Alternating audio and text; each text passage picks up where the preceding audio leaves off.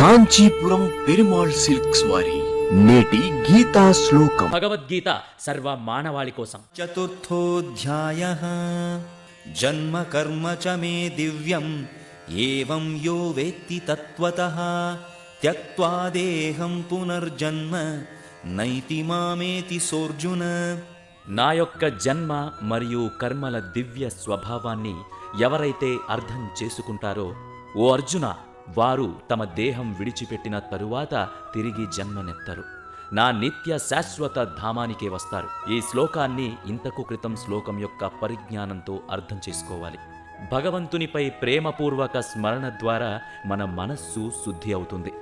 ఈ భక్తి నిరాకార బ్రహ్మపై ఉండొచ్చు, లేదా సాకార రూపంపై గాని ఉండొచ్చు.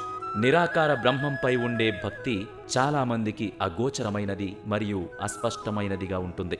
భక్తిపూర్వక ధ్యాన సమయంలో దేని మీద ధ్యాస ఉంచాలి లేదా దేనితో అనుసంధానమవ్వాలి అనేది వారికి తెలియదు. ఒక స్వరూపంతో ఉన్న భగవంతునిపై భక్తి సులువైనది మరియు ఆచరణీయమైనది. అలాంటి భక్తికి భగవంతుని వ్యక్తిత్వంపై దైవీ భావాలు అవసరం.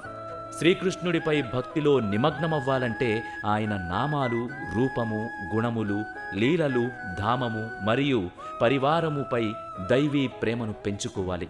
ఉదాహరణకి భగవంతుడు విగ్రహాలలో ఉన్నాడనే దైవీ భావాల వలన రాతి విగ్రహాలను ఆరాధించడంతో జనులు తమ అంతఃకరణ శుద్ధి చేసుకుంటారు. ఈ భావాలే భక్తుల మనస్సులను పవిత్రం చేస్తాయి. మూలపురుషుడైన మనువు ఇలా అన్నాడు: న కాష్టే విద్యతే దేవో న శిలాయాం న మృత్యుచ భావేహి విద్యతే దేవస్తస్మాద్భావం సమాచరేత్. భగవంతుడు కట్టెలో లేడు, రాతిలో లేడు, భక్తితో కూడిన హృదయంలో ఉన్నాడు. కాబట్టి విగ్రహాన్ని ప్రేమపూర్వక భావంతో ఆరాధించుము. అదేవిధంగా శ్రీకృష్ణ పరమాత్మపై భక్తి పెంచుకోవాలంటే ఆయన లీలలు దివ్యమైనవి అన్న భావన కలిగి ఉండాలి.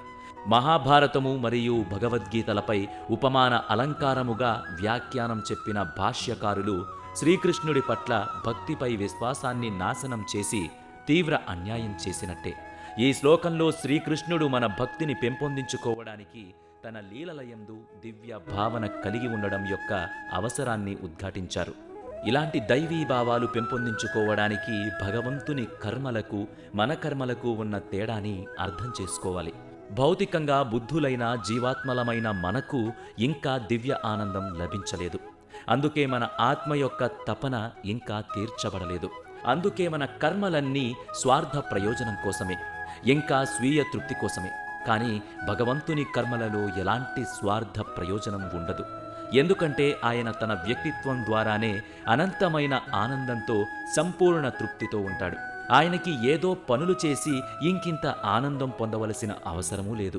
కాబట్టి భగవంతుడు ఏ పని చేసినా అది భౌతికంగా బద్ధులైన జీవాత్మల సంక్షేమం కోసం చేసేదే. అటువంటి ఆయన చేసే దివ్య క్రియాకలాపములనే లీలలు అంటారు. అదే సమయంలో మనం చేసే క్రియలను పనులు అంటారు. అదేవిధంగా భగవంతుని జన్మ కూడా దివ్యమైంది. మనలాగా కాకుండా ఆయన పుట్టుక ఒక తల్లి గర్భం నుండి కలుగలేదు. బ్రహ్మానంద భరితుడైన భగవంతుడికి ఒక తల్లి గర్భంలో తలక్రిందులుగా ఉండవలసిన అవసరం లేదు. భాగవతం ఇలా పేర్కొంటుంది: తం అద్భుతం బాలకం అంబుజేక్షణం చతుర్భుజం శంఖ గదాద్యుధాయుధం. శ్రీకృష్ణుడు తన జన్మ సమయంలో దేవకీ వసుదేవుల ముందు ప్రకటమైనప్పుడు అతను తన 4 భుజాల విష్ణు రూపంలో ఉన్నాడు. ఈ నిలువెత్తు స్వరూపం ఖచ్చితంగా దేవకీ గర్భంలో ఉండి ఉండదు. అయినా ఆమెకు తను గర్భంలోనే ఉన్నాననే భావన తెప్పించడానికి తన యోగమాయ శక్తి చేత దేవకీదేవి గర్భాన్ని పెరిగిస్తూ ఉన్నాడు. చివరికి తను ఆమెలో ఎప్పుడూ లేనని తెలియజేస్తూ బయట నుండి వ్యక్తమయ్యాడు. రాత్రిపూట ఆకాశంలో సంపూర్ణ ప్రకాశంతో చంద్రుడు ప్రకటితమైనట్టుగా శ్రీకృష్ణ పరమాత్మ దేవకీ వసుదేవుల ముందు ప్రత్యక్షమయ్యాడు. ఇదే భగవంతుని జన్మ యొక్క దివ్య స్వభావం. మనం ఆయన జన్మ మరియు కర్మలు దివ్యమైనవి అన్న విశ్వాసం పెంచుకుంటే మనము సునాయాసంగా ఆయన సాకార స్వరూపం పట్ల భక్తిలో నిమగ్నమై సర్వోత్కృష్ట గమ్యమును చేరుకుంటాము.